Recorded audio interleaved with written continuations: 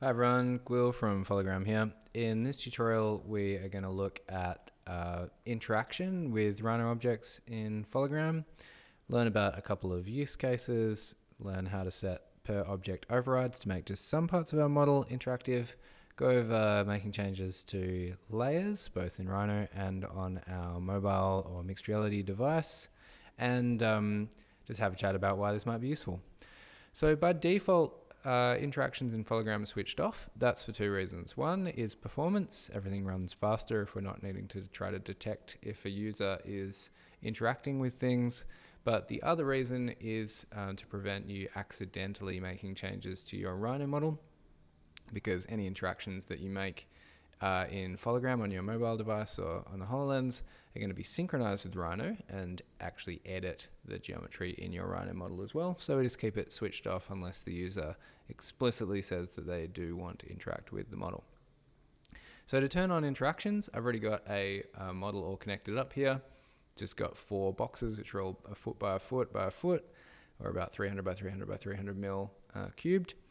There's no interactions by default, so I can move an object in Rhino and it'll update in AR, as you can see. But if I try to interact with that object on my mobile device, nothing happens. You'll notice that we get a preview of my pointer as I drag my finger around the screen in Rhino.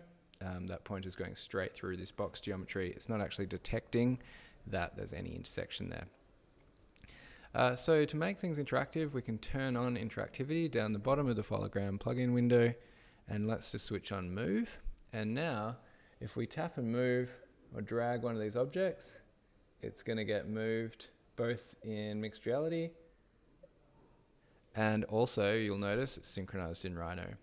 There's no undo in Fologram. If you want to undo, you just undo in Rhino with Control Z, like normal. You will be able to, if you really want to make a button for undo that you can press on your mobile phone, you can do that in Grasshopper just by building a Grasshopper definition which runs the Rhino undo command, and we'll cover that in a later tutorial. But for now, you can just undo in Rhino. Keep in mind that if you have interactive models which are hosted on the cloud, because you've uploaded them, there won't be any undo because you don't have a live connection to Rhino or to Grasshopper. All right, so that's moving.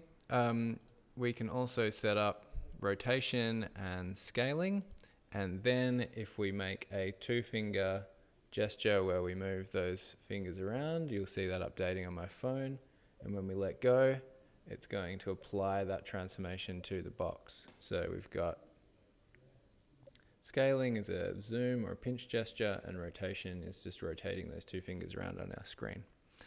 Again, we can undo if we want to go back through those different transforms. Now, what are the use cases for this? So generally speaking, you might want to interact with your Rhino model if maybe you're an industrial designer and you're designing an object which is intended to be picked up and moved around. This is really, really convenient, being able to turn on, say, moving and rotating, and allow a user wearing, say, the HoloLens or mixed reality headset to grab this virtual object and manipulate it as if it was physically there. That can be really, really handy. The other great use case is if you've got several mobile phones connected to a session, you can create interactive kind of massing exercises where you can manipulate things in plan and explore different design options without necessarily requiring everybody to understand how Rhino works. So for instance, we might make a little tool where we're exploring how we're going to stack these boxes on top of one another to create different kinds of tower geometries or something like that.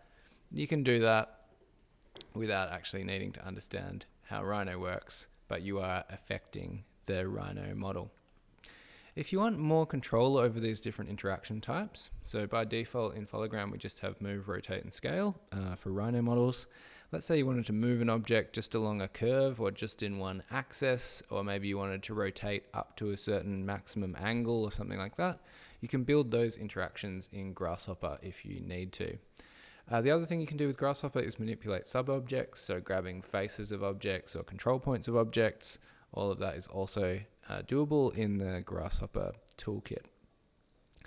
Now, the other thing that we have is per object interactions. So let's say that we have a sphere here, and we only want users to be able to move the sphere around, but not move around the boxes. What we can do is we can disable all interactivity. So we have no interactivity selected by default in Foligram. Click on the object that we want to make interactive, and then add an override. So I'm going to make sure that this sphere is movable, and then in AR I can grab and move that around, but I won't be able to interact with any of the boxes. So that just gives you a little bit more control. Maybe you have a site model that you don't want to be able to be manipulated, and then you have some blocks or boxes or bits of geometry on that site model that you do want users to be able to change. This is a really easy way to do that. And of course you can select multiple objects at once and override all of their interactivity settings collectively. The other interactivity that we have in Foligram is manipulating layers.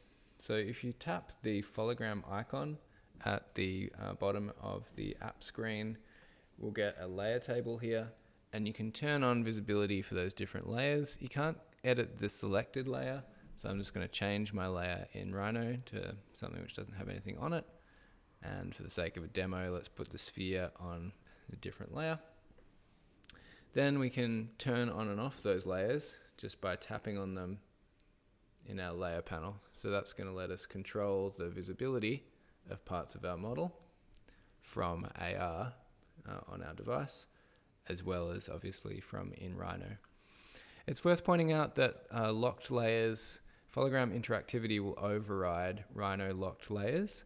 So if you have an object which is set to be interactive and it's on a locked layer, you'll still be able to edit that object in AR, but the object won't update in Rhino. So it's going to break that synchronization between the two. Keep that in mind. If you need perfect synchronization, we'd recommend avoiding locked layers. Just turn the visibility off where possible, or set the interactivity for everything on that layer to none. Okay, that pretty much takes us through interactivity in Foligram. In the next tutorial, we'll have a look at display modes.